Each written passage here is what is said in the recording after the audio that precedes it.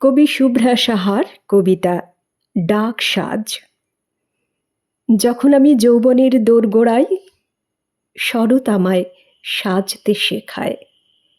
আমি অনুভব করি প্রেমের পরশ। দুর্গার ডাক সাজ আর ঢাকের আওয়াজে গ্রাম্য মোহনা থেকে হঠাৎ একটি ঢেউ আছড়ে পড়ে শহরের চাকচিক্য মসৃণ রাজপথে।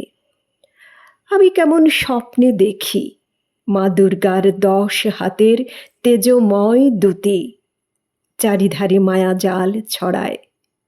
শহরের মণ্ডপের বাহারি আয়োজন আমার গ্রাম্য ডাক সাজকে যেন বিদ্রূপ করে বলে, হেই কালো মেয়ে, তুই এখানের নোস, তুই তো অন্য জাতের, তোর বাবা পারবে না দিতে দেহেজ, শেষে দিতে হবে বেঘরে প্রাণ।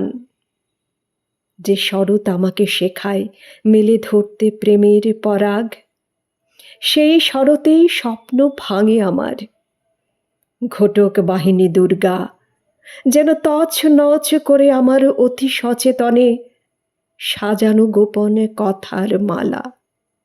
আমি একটি একটি করে ফুল ছিঁড়ে মা দুর্গার চরণে পুষ্পাঞ্জলি প্রদান করি আর বলি, হে শক্তিদায়িনী মা, হে রূপ প্রদায়িনী মা, হে ধন প্রদায়িনী মা, হে বিভেদ নাশিনী, হে দশভুজা দেবী দুর্গা, 10 হাতে দূর করে দাও সমাজের এই ভেদাভেদ, নাশ করো দুর্বৃত্তের যত অপযশ, রোগ মুক্ত শোক মুক্ত ফিরিয়ে আনো তুমি আবার আশ্রমিক সুবাস।